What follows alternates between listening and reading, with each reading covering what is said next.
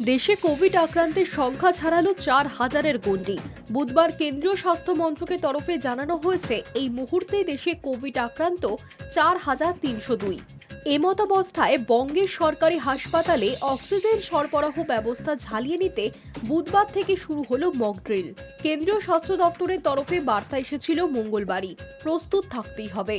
উল্লেখ্য, গত 2রা এবং 3রা June director general of health service doctor Sunita Sharma উচ্চ পর্যায়ের এক বৈঠক ডাকেন। সেই বৈঠকে হাজির ছিল বিপর্যয় মোকাবিলা দপ্তর, emergency management response cell, national centre for disease control, Indian council of medical রিসার্চের সদস্যরা। উপস্থিত ছিল বাংলা সহ প্রত্যেকটি রাজ্যের প্রতিনিধিরাও। কি আলোচনা হয়েছিল সেই বৈঠকে? সকলে স্বীকার করে নিয়েছেন নয়া প্রজাতি অত্যন্ত ছোঁয়াচে হওয়ার কারণে উত্তর বাড়ছে রোগী। গত 24 ঘন্টায় দেশ জুড়ে নতুন করে 824 জন আক্রান্ত হয়েছেন কোভিডে। তবে চিকিৎসকেরা আশ্বস্ত করে জানিয়েছেন সিংহভাগ রোগীর শরীরে কোভিডের নয়া প্রজাতি তেমন কোনো ক্ষতি করতে পারছেন না। অধিকাংশ আক্রান্ত বাড়িতেই চিকিৎসা হয়ে সুস্থ হয়ে উঠছেন। বিপদ তাদেরই যাদের শরীরে কিডনির অসুখ, ক্যান্সারের একাধিক কোমরবিডিটি রয়েছে। গত 1 জানুয়ারি থেকে 4 জুন পর্যন্ত কোভিড আক্রান্ত হয়ে দেশে মৃত্যু হয়েছে 44 জনের। এদের সকলেরই কোমরবিডিটি ছিল। প্রত্যেকটি রাজ্যে প্রবীণ জনসংখ্যা নেহাতই কম নয়। বার্ধক্যের এই সমস্ত মানুষদের নিয়ে চিন্তিত কেন্দ্রীয় স্বাস্থ্য মন্ত্রক।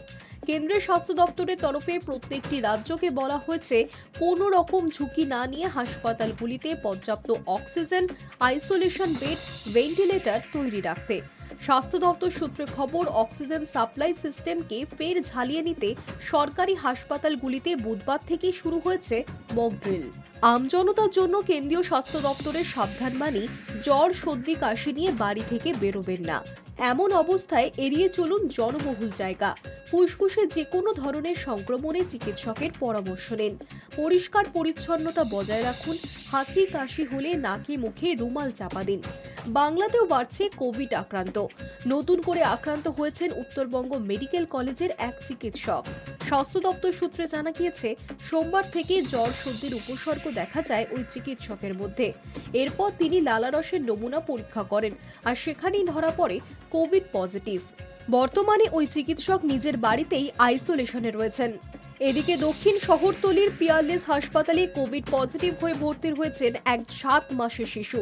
চিকিৎসকের আশঙ্কা, কোভিডের নতুন এই প্রজাতি অত্যন্ত ছোঁয়াচে। সকলে টেস্ট করছেন না, যেহেতু সাধারণ ফ্লু এর সঙ্গে এর উপসর্গ এক, তাই বুঝতেও পারছেন না, আর তা নিয়ে বেরিয়ে পড়ছেন। ফলে অসুখ ছড়াচ্ছে আরো বেশি দ্রুত। চিকিৎসকদের পরামর্শ, বাড়িতে কারো জ্বর হলে নিজে অ্যান্টিবায়োটিক কিনে খাবেন না। Hi news network.